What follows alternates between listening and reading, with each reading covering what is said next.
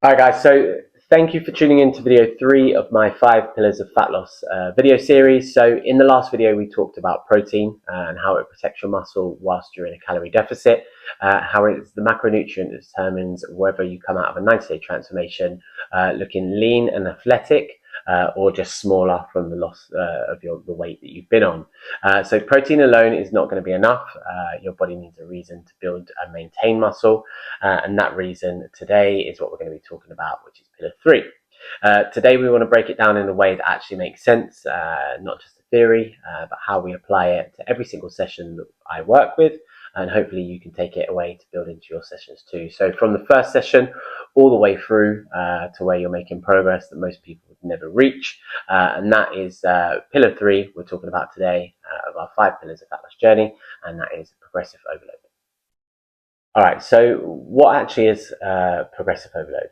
So progressive overload is the principle of consistently doing more than you did in your previous session, okay? So it doesn't need to be dramatically more, it doesn't need to be heroically more, it needs to be meaningful, a small, deliberate increase in the demand you place on your body, okay? So every single time you train, and that is it, all right? So that is the whole concept of progressive overload. All right. The reason it works, it sort of comes down to the science of how muscle tissue actually responds to training. When you place mechanical tension and metabolic stress on a muscle fiber, when you genuinely challenge it, you trigger a process called muscle protein synthesis. Okay, so your body repairs the micro damage created during training and comes back slightly stronger. So without that tension, without that stress, the process is not adequately triggered. Your body would have no reason to adapt, and a body that is not adapting is not progressing. So how do we actually define it in practice with clients? So simply put, we aim to add 1.25 kilograms more weight than our last session, or we look at adding one more rep than the last session. So that is the primary definition that I work with my clients. So it's small, specific, and achievable. So let's talk about why this matters so much in the context of fat loss. Because I think a lot of people see progressive overload as simply a muscle building tool, and they don't really think about it as a fat loss tool. So to me, that is a mistake. When you build muscle through consistent progressive overload, you are increasing the amount of metabolically active tissue on your body. Okay, so the muscle that you have on your body burns calories just simply by existing, and we touched on that in video 2. The more of it that you carry, the higher your resting metabolism will be, and the higher that your resting metabolism is, the more calories you burn at rest. Okay, that becomes then a lot easier to maintain a calorie deficit without necessarily having to cut food on such a dramatic basis. And when you look at a body transformation across a period, this is the long game. Okay, so the clients who commit to progressive overload across a body transformation, they don't just look better, but they set themselves up for a body that is easier to maintain for life, and that becomes the long-term sort of goal that we want to look at. All right, so the deficit becomes less of a fight, the results stick. So in pillar 1 and video 1, we spoke about the calorie deficit.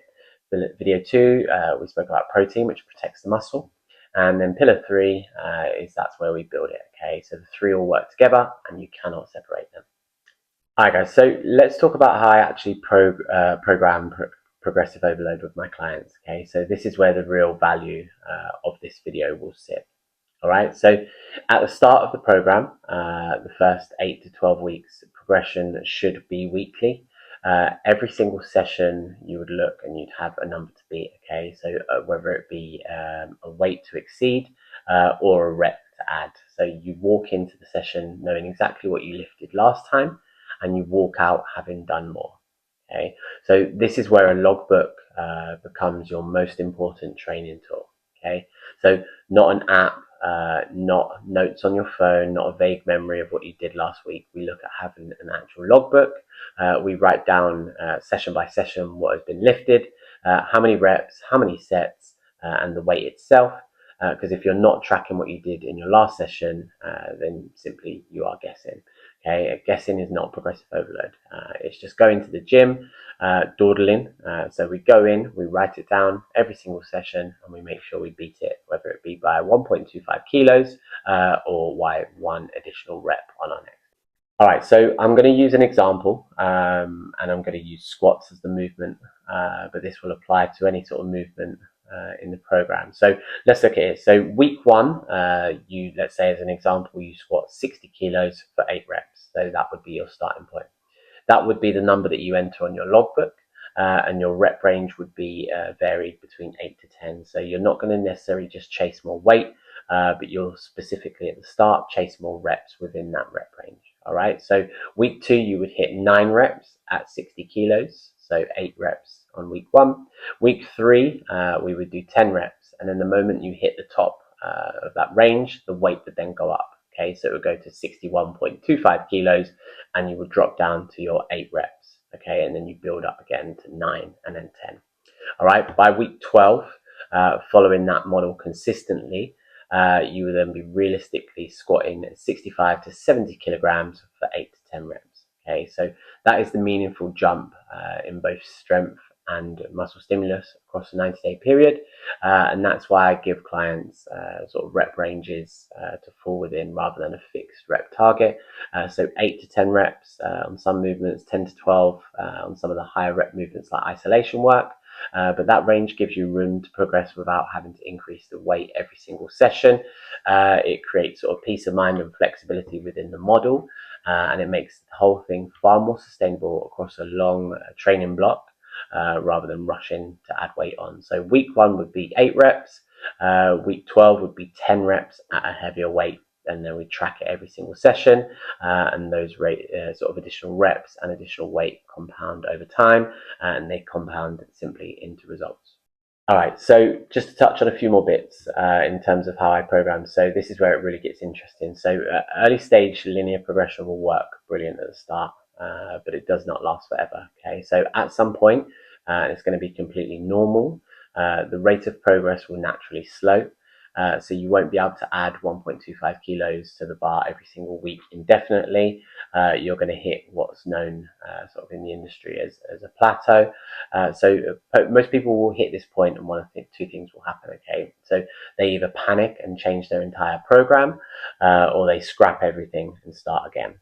So what we look at doing, and this is sort of something that I program in from early, because neither of those that we've just said are the answer. So what we do with clients is at this stage when you hit a plateau, we look at the movement and we swap out individual exercises singularly rather than changing the whole entire program. So one exercise at a time where you've plateaued, the structure will remain intact, the familiarity will stay, but a new stimulus is introduced in a targeted way. So squats might become front squats or sort of a heavy, narrow leg press.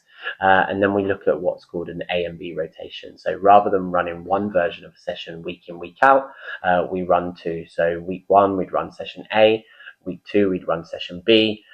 They would both target the same muscle groups. They would both follow this very similar structure, but the main compound movements would differ between the 2.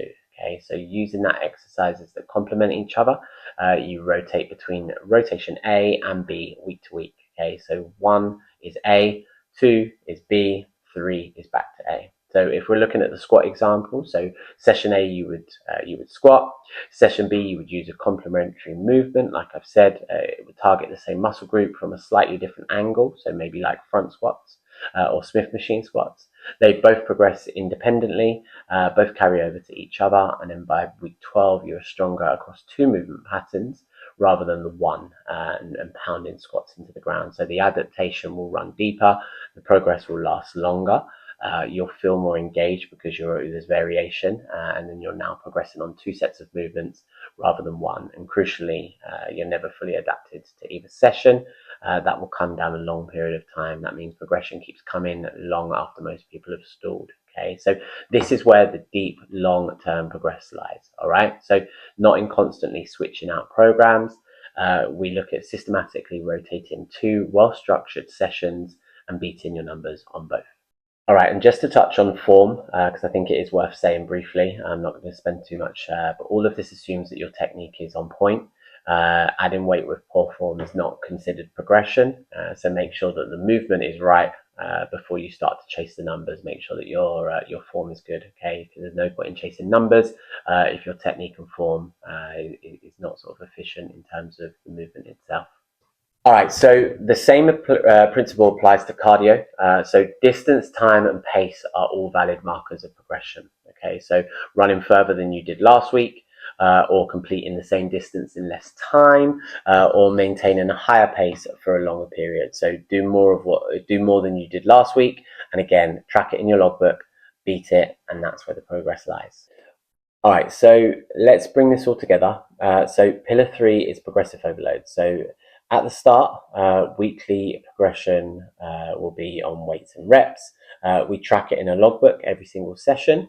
And then as you go deeper into your journey, we swap out individual exercises and we work on an A and B rotation that extends your window of progress far beyond what most people would ever achieve.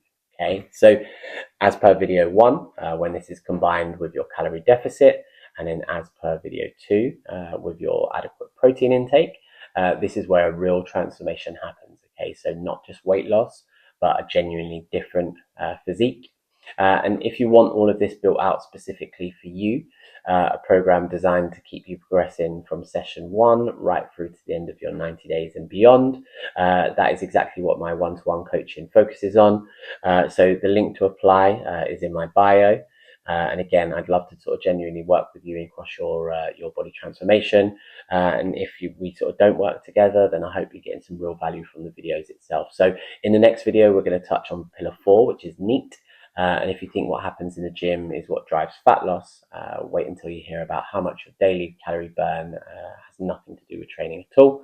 It comes from your daily expenditure outside the gym, and it can have a real impact on the progression we see across your body transformation. So see you there, video 4, and that's going to be NEAT.